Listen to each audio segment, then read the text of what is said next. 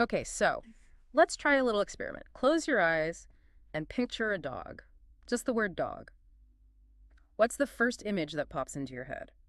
For most people, I bet it's a golden retriever. Right, a golden retriever, maybe a tennis ball is involved, or, a beagle with its nose to the ground. It's the standard, lovable, predictable model. It's definitely the cultural default. It's the user-friendly version of the species we've sort of curated to fit our lives. Well, today we're going to completely smash that default setting. I want you to just, delete that golden retriever.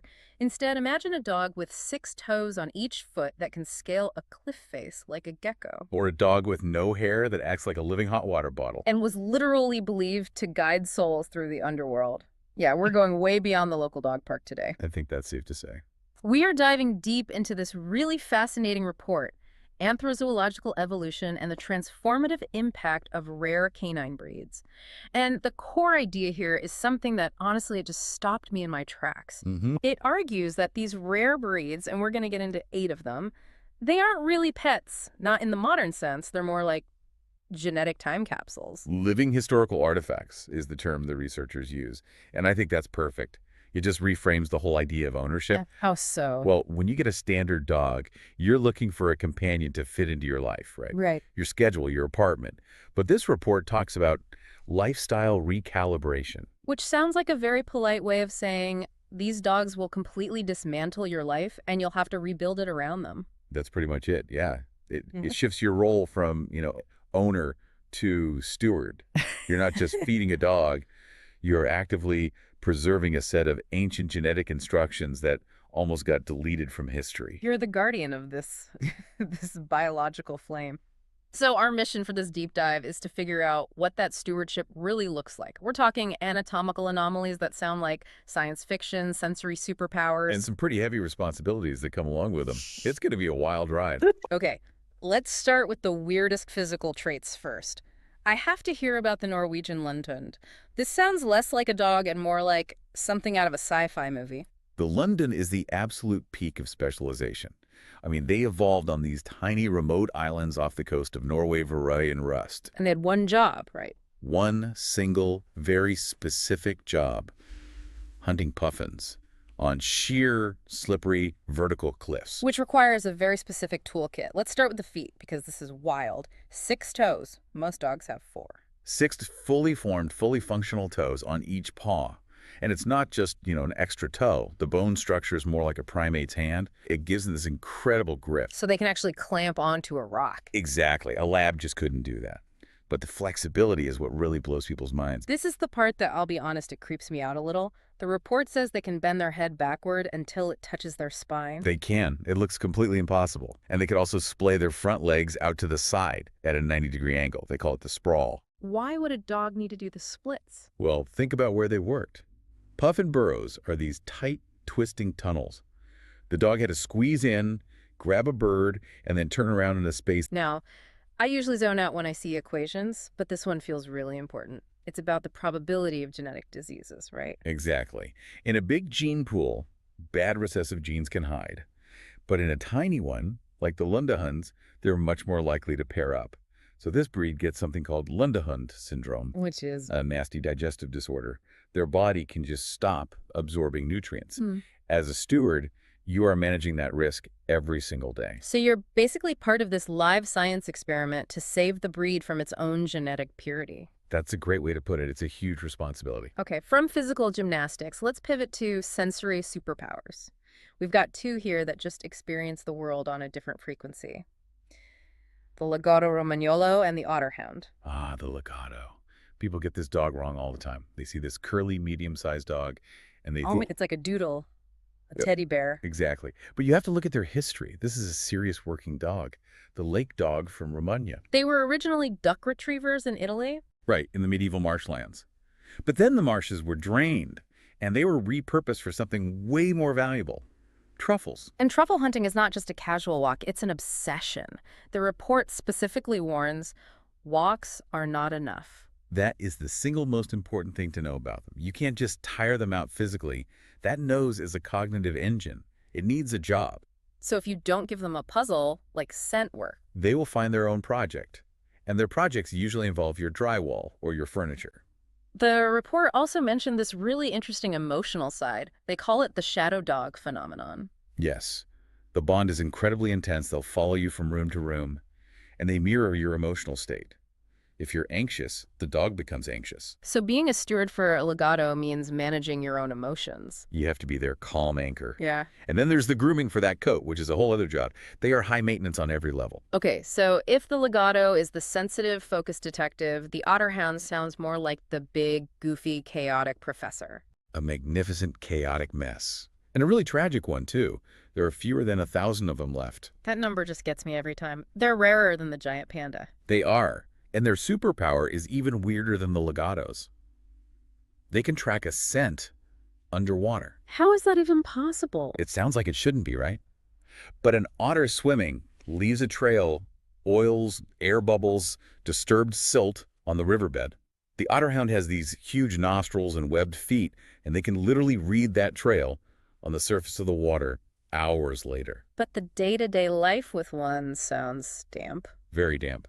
They have this big beard that soaks up water every time they drink. Then they shake their head and it goes everywhere.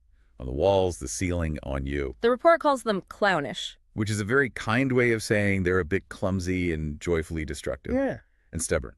When they get on a scent, it's like their ears just turn off. So you can't just call them back. You have to wait for the nose to finish its work. Owning one is basically an advanced course in patience. You're preserving a piece of British history, but your payment is wet floors and a dog who decides where you're walking. A small price to pay, I'd say, but definitely not for everyone. Let's shift from the physical to the spiritual, because one of these dogs literally sounds like it walked out of a myth. The Axolotl Quintly. The Axolo. Yeah, now we're going deep into antiquity. This is a breed from Mexico that's been around for over 3,000 years.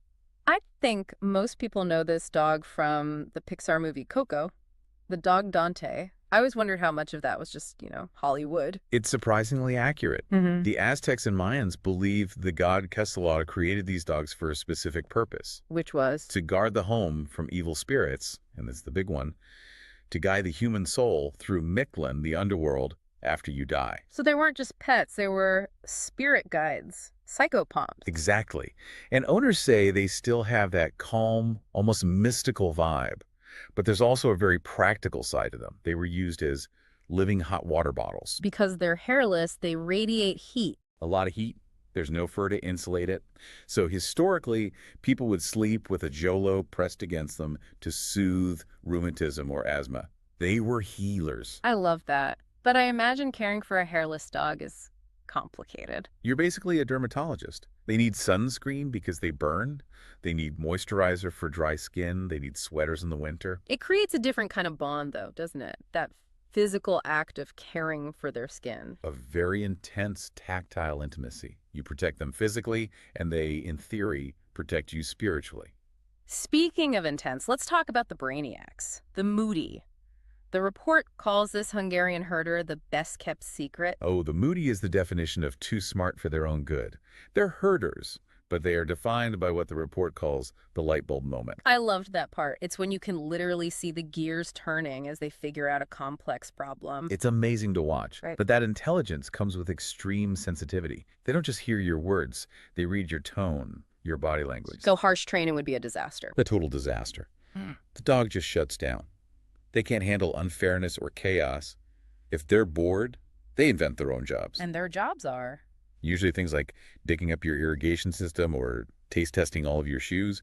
They need a partner, not an owner. We've covered healers and thinkers. Now for the warriors. The dogs that change how safe or maybe how isolated you feel. Let's talk about the Azawak and the Tibetan Mastiff. Two totally different styles of guarding, but both are incredibly intense. The Azawak is the sighthound of the Sahel from West Africa. They lived with the Tuareg nomads. And they look like supermodels, so lean and elegant. But the report used a phrase I've never heard for a dog. Arrogant indifference. It's perfect for them. Sure. An Azawak is not a golden retriever, does not want to be friends with everyone. Its job was to guard the camp, and it treats strangers with, complete suspicion. So getting their affection is like joining an exclusive club. It's a very hard-won prize. But here's the funny contradiction. Outside, they're these fierce, high-speed hunters. Inside, they're total speedy couch potatoes. Why is that? They have almost no body fat and very thin skin, so they hate being cold. They just want to be on the softest, warmest spot on the couch. Regal warrior who demands a heated blanket. That's the Azawak. Now, the Tibetan Mastiff, that's the heavy artillery. The sovereign. I mean, 150 pounds, a lion's mane, and a bark you feel in your bones. And their history is guarding monasteries in the Himalayas. Their enemies weren't burglars, they were bears and leopards. And those threats came at night. Which is the key lifestyle impact, right? They're nocturnal. It's hardwired. Their instinct is to sleep all day, and then at 2 in the morning, patrol your property, barking to let the world know they're on duty. Your neighbors must love that. You need a very specific setup. A secure fence is non-negotiable. But the really tricky part is that they evaluate threats independently. That's the scary part. They don't look to you for a command. They look at your friend who's come over for dinner, and they make their own call. Exactly. And if the Mastiff decides your friend is a threat, you've got a serious situation on your hands. You have to be a confident leader, because if you're not, they will just assume they're in charge. It sounds absolutely exhausting. Okay, let's end with something a little less intense. The diplomat. The Chinook. Ah, yes, finally. A breed that knows how to relax. The American Diplomat. This is one I feel like I could actually handle. It's a newer breed, created in New Hampshire by a man named Arthur Walden. Right. They were bred to be serious sled dogs, to haul freight, but, and this is the key, to also be gentle family companions. The famous off switch. Exactly. A husky is always on. A Chinook will work hard all day and then come inside and just flop on the couch. But even this friendly dog had a brush with extinction. The report mentioned a moment in the 1980s. The bottleneck. Yeah, it's terrifying. At one point, there were only 4 breeding Chinooks left on the entire planet. 4. That is not a gene pool. That's a dinner party. It was that close. And that really brings us to the core of this whole deep dive, the true cost of rarity. Because it's easy to listen to this and think, wow, I want a Lundehund, but you can't just go get one. Not at all. The logistics are crazy. Wait lists can be years long. The price is high, anywhere from $1,500 to $5,000. But the real cost is what the report calls the breed barrier. That genetic issue we talked about. Yes. Because of those tiny bottlenecks, these breeds are, historically, very inbred. So as a steward, you have to use all the modern tools, DNA tests, health screenings for hips, thyroids. You're constantly on the lookout for these genetic ghosts, and you have to go through breeders who are going to grill you. Oh, absolutely. And they should. They aren't just selling a dog. They're entrusting you with a piece of living history. They need to know you're worthy. So when we put it all together, the climbers, the sniffers, the guardians, what's the big takeaway? I think it comes back to what the report calls the sharp edges of evolution. What do you mean by that? Well, most modern dogs, popular breeds, they've been bred to be adaptable. Their sharp edges have been rounded off to fit into our lives. These rare breeds, they keep their sharp edges. The Lundehund has to climb. The Legato has to search. Exactly. They don't compromise. They force us to change, to be more patient, more active, more aware. Owning a Lundehund makes you see your house in 3 dimensions. Owning a Zolo teaches you to be more nurturing. It's that shift from being a consumer to a custodian. And in a world that's becoming so homogenized, preserving these weird, specialized, difficult creatures is, I think it's a really profound act. So I guess this is the final question we want to leave everyone with. It's a big one if you're thinking about getting a dog. Lay it on us. Are you just looking for a companion to fit neatly into the empty space in your life? Or are you ready to change your whole life to meet the needs of a living artifact? Because if it's the second one, you're not just getting a dog, you're inheriting a legacy. And, probably a lot of wet floors. Or in the Olo's case, a really big sunscreen budget. A small price to pay. Thanks for diving deep with us today. We'll see you on the next one.